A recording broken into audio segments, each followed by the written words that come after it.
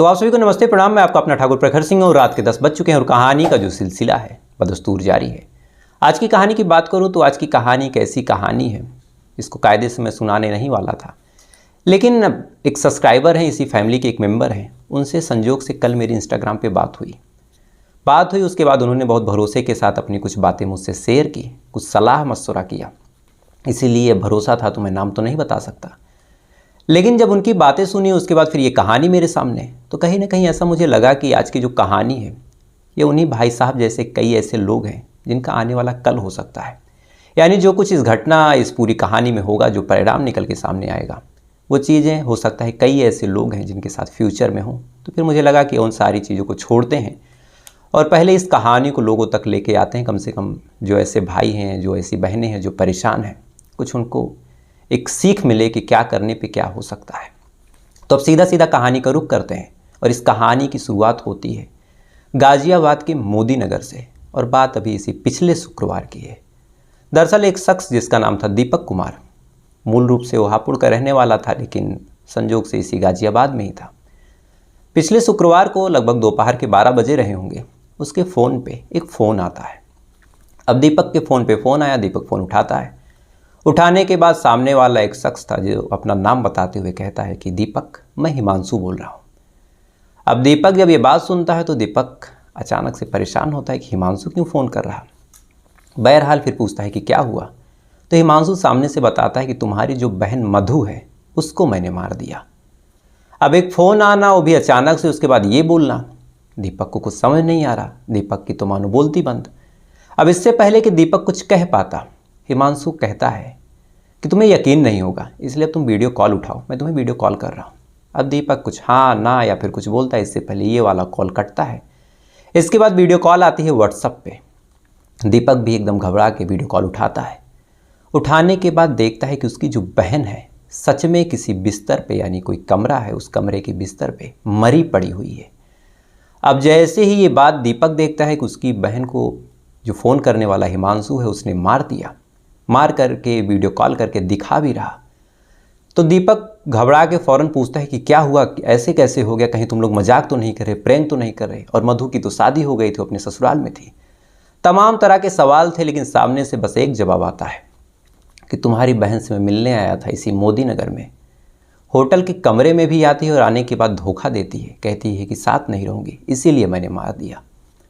अब इसके बाद दीपक गुस्सा भी है, कंफ्यूज भी है, तमाम तरह के सवाल भी पूछने की कोशिश कर रहा, लेकिन सामने से फ़ोन कट जाता है। अब दीपक लगातार फ़ोन कर रहा है, फ़ोन उठता नहीं। 15-20 मिनट तक तो ये एकदम बदहवास था, सामने फ़ोन कर रहा है कि फ़ोन उठाए, बात करे, क्या हुआ था क्या नहीं हुआ था। इसको एक बार को यकीन भी नहीं हो रहा कि इस लड़की को उसने देखा वो सच में उसकी बहन है या नहीं है। लेकिन 15-20 मिनट तक जैसे तैसे करके इसने अपनी हालत को संभाला दीपक ने। लेकिन अब दिक्कत ये थी कि सामने वाले ने बताया कि उसने उसकी बहन को मारा है, होटल में मिलने आया था, लेकिन अब कहाँ आया था, क्या आया था, अब आगे क्या करना है, दीपक को कुछ भी नहीं पता। इसलिए अब दीपक भाग के जाता है जो वहाँ का मोदी नगर का पुलिस स्टेशन है वहाँ पे। अब दीपक थाने में जाता है, जाने के बाद बताता है कि साहब मेरे फ़ोन पे ऐसे फ़ोन आया, मेरी बहन की लाश वीडियो कॉल करके मुझे दिखाई गई। उसके बाद फिर अब क्या हुआ क्या नहीं हुआ बहुत ज़्यादा मुझे डिटेल पता नहीं।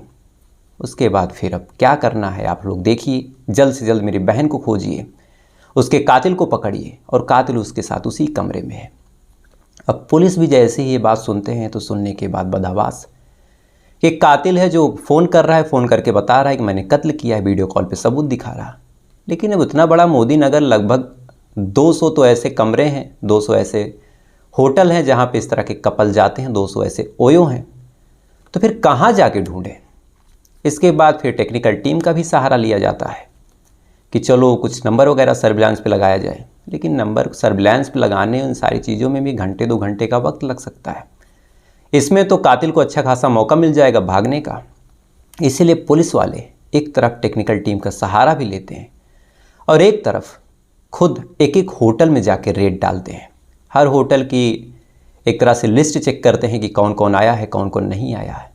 12 बजे ये फ़ोन आया था, 2 बजे से ये सारा कार्यक्रम शुरू होता है और 2 बजे से लगातार 5 बजे तक हर एक कमरे में, हर एक होटल के जहाँ जहाँ कपल एंट्री होती थी, हर उस जगह पे पुलिस वाले रेड डाल रहे हैं, हर जगह की गेस्ट लिस्ट चेक कर रहे हैं कि कहीं से तो कुछ मिल जाए।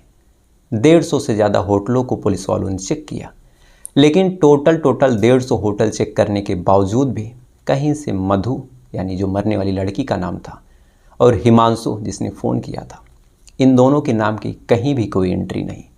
अच्छा, वैसे केसों में एक दिक्कत और होती है कि कई बार जो कपल्स होते हैं फर्जी आई कार्ड या फिर फर्जी किसी पहचान पत्र पे कमरे ले लेते हैं। होटल वाले भी पैसे की लालच में आके कि कस्टमर आया है तो लौटे ना, कमरा दे भी देते हैं। तो ऐसी हालत में अब खोजना भी मुश्किल था। देखते ही देखते 6 बज गए और 6 बजे तक तो पुलिस वाले अभी एक होटल से लेके, एक कमरे से लेके दूसरे कमरे तक खाक छान रहे हैं। दीपक एकदम घबराया हुआ है, अपने घर पे भी फ़ोन करके बता चुका है कि मधु का कत्ल हो गया है, किसी होटल में उसकी लाश पड़ी हुई है, कातिल उसी होटल में से वीडियो कॉल किया है। लेकिन अब ये कौन सा होटल था, कहाँ था, कुछ पता नहीं। अब इधर पुलिस वाले भी खोजबीन शुरू कर रहे हैं।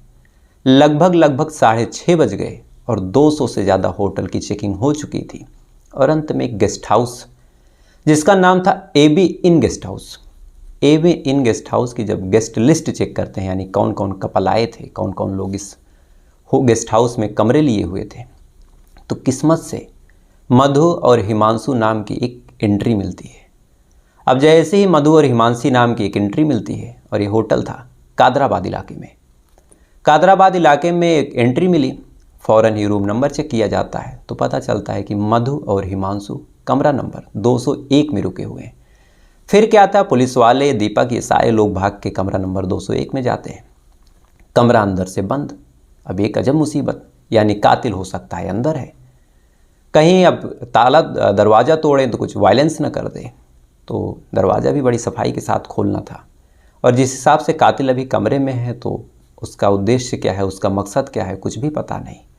तो पुलिस वाले पूरी सावधानी के साथ जो मास्टर की होती है उससे कमरे का दरवाज़ा बहुत धीरे से बारीकी के साथ खोलते हैं, और खोलने के बाद जैसे ही अंदर दाखिल होते हैं पूरा चौकन्ना हो कि कहीं कोई छुपा होगा, हमला न कर दे। तो अंदर उन्होंने जो कुछ देखा इसकी तो उनको उम्मीद ही नहीं थी। अंदर बिस्तर पे मधु की लाश पड़ी हुई थी। इस बारे में दीपक ने भी बताया।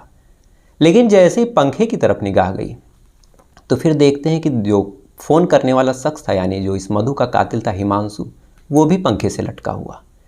यानी पहले उसने कत्ल किया, उसके बाद उसने खुदकुशी कर ली। अब कातिल भी मर गया, जिसका कत्ल हुआ वो भी मर गया, तो फिर ये राज सुलझेगा कैसे। इधर अब धीरे धीरे मामला आगे बढ़ा। बॉडी को पोस्टमार्टम के लिए भेजा गया। जो मधु का पति था मोहित, उसने कंप्लेंट भी दर्ज करवा दी कि उसकी पत्नी का कत्ल हुआ है। लेकिन फिर दिक्कत यही थी कि जो कातिल था उसने भी आत्महत्या कर ली। तो फिर ये केस सुलझे तो सुलझे कैसे। अब कातिल भी मर गया तो बताने वाला भी कोई नहीं, इसलिए पुलिस वाले अब आसपास के इलाकों में, खासकर जहां मधु रहती थी, उसकी कॉल डिटेल को खंगालते हैं। इधर हिमांशु के बारे में पता करते हैं कि हिमांशु और मधु में क्या रिलेशन है, ये होटल के कमरे तक कैसे पहुंचे। तो तमाम तरह की छानबीन, तमाम तरह की जांच पड़ताल जब हुई, काफ़ी मशक्क़त हुई, काफ़ी कॉल डिटेल वगैरह चेक की गई, न जाने कितने व्हाट्सअप हैक किए गए, तो फिर अंत में एक कहानी निकल के सामने आई। और ये कहानी वास्तव में बड़ी हैरान करने वाली भी है, बड़ी दर्दनाक भी है। दरअसल मधु का जो गांव था, जो शहर लगता था, वो हापुड़ था और हिमांशु मेरठ का रहने वाला। लेकिन हिमांशु की जो माँ थी वो मधु के ही गांव की थी, यानी हिमांशु के मामा का जो घर था वो मधु के गांव में था। 2-3 साल पहले गर्मी की बात है, हिमांशु जो है अपने मामा के घर आता है। आने के बाद गांव में ही मधु से मुलाकात हो जाती है, और जब मधु से मुलाकात हुई तो फिर मधु को हिमांशु आंखों ही आंखों में पसंद करता है। अब आंखों ही आंखों में पसंद होता है, उसके बाद अचानक से बातचीत तो कर नहीं सकता था, तो फॉलो वगैरह करना शुरू होता है। फॉलो वगैरह करने के बाद इंस्टाग्राम आईडी वगैरह कहीं से मिलती है, फिर बातचीत शुरू होती है। फिर कहता है कि मैं तुम्हें पसंद करता हूँ। मधु भी कहती है कि ठीक है, दोस्ती कर सकते हैं। इसके बाद इन दोनों में दोस्ती हो गई। दोस्ती फिर धीरे धीरे आगे बढ़ी, फिर इन दोनों में प्यार हो गया। अब इधर हिमांशु और मधु का प्यार परवान चढ़ ही रहा था। किसी बीच जो हिमांशु की माँ थी उससे मधु के परिवार वालों ने कहा कि मधु के लिए भी एक रिश्ता ढूंढ दीजिए, क्योंकि आमतौर पे ये हमारे हिंदुस्तान का कल्चर है। खासकर हिंदू वाले जो होंगे, जो हिंदू समाज से होंगे, उनको पता होगा कि बेटियां भी किसी खास जगह पे ही जाती हैं। हर जगह लोग अपनी बेटियों की शादी नहीं करते। एक खास इलाके में, एक खास जातियों में भी तो बहुत चीज़ें बटी होती हैं। तो फिर जैसे मधु के गांव की एक महिला जो हिमांशु की माँ थी, उसकी शादी मेरठ में हुई थी, तो मधु की भी शादी मधु के परिवार वाले चाह रहे थे कि मेरठ में कहीं हो जाए। अब हिमांशु की माँ भी कहती है कि ठीक है, मैं शादी करवाऊंगी। अब इधर हिमांशु खुद मधु से प्यार कर रहा, इधर हिमांशु की ही माँ मधु से शादी करवा रही, किसी और से रिश्ता ढूंढ रही है। तो फिर हिमांशु डरते डरते अपनी माँ से कहता है कि मैं शादी करना चाहता हूँ। अब जैसे ही ये बात माँ से कहता है हिमांशु, तो माँ उल्टे डांट लेती है, कहती है कि तुम्हारा दिमाग खराब है, वो तुम्हारे मामा के घर के बगल की है, मेरी बहन लगेगी और तुम अपनी बहन से शादी करोगे। अब इसके बाद हिमांशु की कुछ हिम्मत नहीं हुई और माँ भी संजोग से देखिए कि जो मधु है उसकी शादी अपने ही गांव, यानी जो हिमांशु का गांव था वहीं के रहने वाले रिंकू से करवा देती है। साल 2020 में रिंकू से शादी हुई। शादी होने के बाद अब जो हिमांशु की गर्लफ्रेंड थी, जो हिमांशु का प्यार था, वो हिमांशु ही के गांव में बहू बन के आ चुकी थी। अब हिमांशु बेचारा प्यार का एक कड़वा घूंट उसको पी के रह जाता है। इधर धीरे धीरे वक्त गुजरा, प्रयास करता है कि एक नज़र देख ले, बातचीत हो जाए, मुलाकात हो जाए। और जैसी शादी के 6 महीने बीते, जो मधु के पति थे रिंकू, उनकी एक्सीडेंट में मौत हो जाती है। अब एक्सीडेंट में मौत हुई तो सारे लोग जाते हैं सिंपैथी देने घर पे, हिमांशु भी जाता है और मधु को रोते हुए देखता है। तो फिर से बातचीत शुरू करता है, सहारा देता है, कहता है कि मैं तुम्हारे साथ हूँ। अब इधर पहले से भी प्यार था, इधर पति के मरने के बाद माफ़ कीजिएगा, मधु और हिमांशु के बीच प्यार और परवान चढ़ा। अब दोनों ही एक दूसरे के साथ जीने मरने की कस्में खाने लगे, एक दूसरे के साथ रहना चाह रहे थे, एक दूसरे के साथ शादी करना चाह रहे थे। लेकिन इसी बीच मधु और हिमांशु जब अपने अपने परिवार वालों से कहते हैं कि शादी करनी है, तो फिर से वही बात आ जाती है कि शादी कैसे हो जाएगी, तुम दोनों एक दूसरे के रिलेशन में आते हो, भले ही पड़ोस के रिलेशन है, लेकिन ऐसे शादी, इस गांव के तुम भांजे हो, शादी पॉसिबल नहीं। अब ये चीज़ें चलती रहती है। इधर मधु भी विधवा थी, बातचीत दोनों में हो ही रही थी। लेकिन जो मधु के परिवार वाले थे, इधर मधु की दूसरी शादी की तैयारी करते हैं। दूसरी शादी की तैयारी होती है, धीरे धीरे बात आगे बढ़ती है। मधु और हिमांशु एक दूसरे के साथ जीने मरने की कस्में खा चुके थे, लेकिन माँ बाप चाहे हिमांशु के हों चाहे मधु के हों, इन दोनों के प्यार का गला घोंटते हुए मधु की जो शादी है वो किसी मोहित से करवा देते हैं। और ये मोहित इसी मोदी नगर के मंगल बिहार का रहने वाला। अब इन दोनों की जब शादी हुई, शादी इसी साल 2023 के मई महीने में 3 तारीख को हुई। अब जब शादी हुई तो पहली शादी रिंकू से हुई, उस टाइम मधु के प्यार का गला घोंटा गया। दूसरी शादी मोहित से हुई, उस टाइम भी मधु के प्यार का गला घोंटा गया। अब मधु की लगातार 2 बार शादी हो चुकी थी, लेकिन हिमांशु अभी भी मधु के प्यार में पागल, मधु के साथ जीने मरने की कस्में अभी भी खा रहा था। और भले ही उसकी शादी हो चुकी थी, लेकिन हिमांशु के दिमाग में था कि चाहे जैसे मुझसे मधु मिल जाए, मेरी शादी हो जाए उससे। अब शादी भले ही मधु की हो गई, लेकिन इन दोनों ने अपने प्रेम प्रसंग को जारी रखा। और धीरे धीरे जब वक्त आगे बढ़ा, तो फिर जो हिमांशु था मधु से मिलने के लिए इसी गाज़ियाबाद की इसी मोदी नगर में आने लगा। अब कई बार मिलने आता, मिलने के बाद फिर ये दोनों होटल में जाते, वो सारी चीज़ें करते। लेकिन अब जब दोबारा शादी हुई मधु की, तो फिर अचानक से पता नहीं क्या हुआ कि मधु अब हिमांशु से पल्ला झाड़ने लगी। भले ही मिलने आती, भले ही सारी चीज़ें होती, लेकिन अब वो बॉन्डिंग रह नहीं गई थी। कहीं ना कहीं जो मधु थी अपने पति के साथ सेट हो चुकी थी। और ये बात हिमांशु को जब उस दिन पता चली और उसने बुलाया मिलने के लिए, तो फिर मिलने के दौरान कमरे में झगड़ा हुआ और झगड़े के दौरान फिर दोनों में हाथापाई हुई। और हाथापाई, और जब मधु ने अपने पति का पक्ष लिया और कहा मैं मोहित के साथ ही रहूँगी, तो मेरा पीछा छोड़ दो, तो कहीं ना कहीं हिमांशु को बहुत ठगा हुआ महसूस हुआ। और फिर इसी गुस्से में हिमांशु ने अपनी गर्लफ्रेंड, अपनी प्यार का कत्ल कर दिया और आत्मग्लान में फिर खुद भी आत्महत्या कर ली। तो इस कहानी को सुनाने का मकसद बस इतना था कि एक रिश्ता होता है, आप चाहे जिसे से प्यार कर रहे हो, चाहे जिस रिलेशन में हो, लेकिन एक टाइम के बाद उस रिश्ते को ख़त्म कर देना चाहिए जब उसका शादी या फिर उसका संबंध किसी और से हो गया हो। लेकिन आमतौर पे ये दिल है कि मानता नहीं, लोग तरह तरह की कोशिशें करते रहते हैं कि उससे मेरी बात हो जाए, उससे रिश्ता बचा रहे। लेकिन फिर अंत में रोना, दुख और कभी कभार मौत, यही चीज़ें नसीब होती हैं। तो फिर एक रिश्ता निभाने की भी एक लिमिट होती है, एक लिमिट तक रिश्ता निभाया जाए, लेकिन एक लिमिट के बाद जो जुबान है, जो वचन है, जो कस्में हैं वो तोड़ देनी चाहिए। जैसे एक एग्जांपल आप समझिए, जब महाभारत का युद्ध हुआ था, अगर सही टाइम पे भीष्म पितामह ने अपने वचन को तोड़ा होता कि मैं सिंहासन के साथ वफादार तो हूँ, लेकिन इतनी कंडीशन पे नहीं, इतनी गलत चीज़ें हो रही उस पर वफादार नहीं हूँ, तो हो सकता है कि पांडव और कौरव में वाद विवाद रहता, लेकिन दोनों पार्टियाँ जिंदा रहती। लेकिन उन्होंने वचन दिया और उसका परिणाम ये हो गया। तो इस कहानी को सुनाने का मकसद बस इतना ही था कि एक रिश्ते की एक लिमिट होती है, उससे ज़्यादा आपके ऊपर वो रिश्ता हावी ना हो तो सबके लिए अच्छा है। तो फिलहाल ये थी पूरी कहानी। ये बातें हैं कल के सवाल पे, और कल का सवाल बड़ा टेक्निकल सा था कि क्रिकेट है, क्रिकेट का अगर मैच हो रहा है तो बैटिंग टीम में जो 3rd नंबर का बैट्समैन होगा वो कितनी विकेट गिरने के बाद आएगा। अब इसमें मैंने 4 ऑप्शन भी दिए थे। पहला था 0, दूसरा था 1, तीसरा था 2 और चौथा था 3। तो ये सवाल बड़ा टेक्निकल था। अब देखने में ऐसा लग रहा है कि 2 विकेटें गिरेंगी तभी तीसरे नंबर का बैट्समैन आएगा, लेकिन ऐसा नहीं है।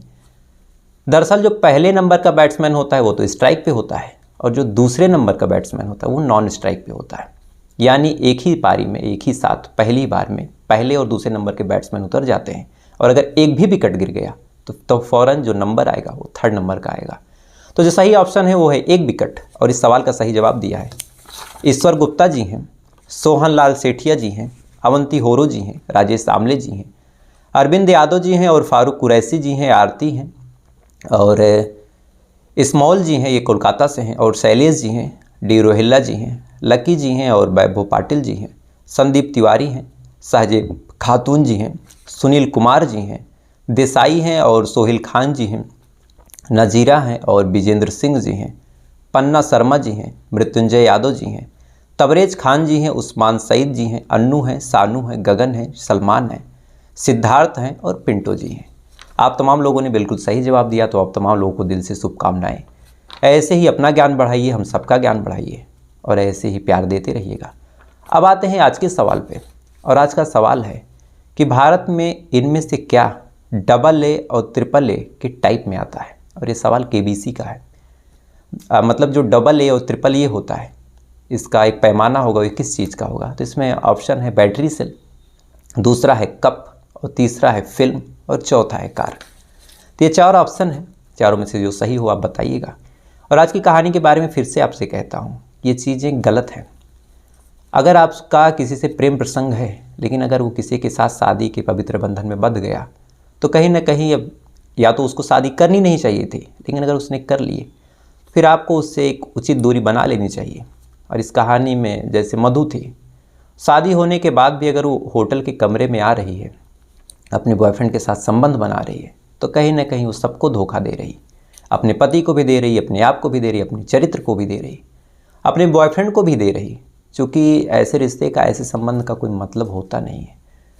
इस कहानी को जिसको मुझे सुनाना था, शायद अगर वो सुन रहे हैं तो भाई साहब इस कहानी की गंभीरता को आप समझ ही गया। तो फिलहाल ये थी पूरी कहानी। आपसे कल फिर मुलाकात हुई किसी दूसरी कहानी के साथ। तब तक अच्छे रहिएगा, खुश रहिएगा, अपना ख्याल रखिएगा, अपने देश का ख्याल रखिएगा। जय हिंद।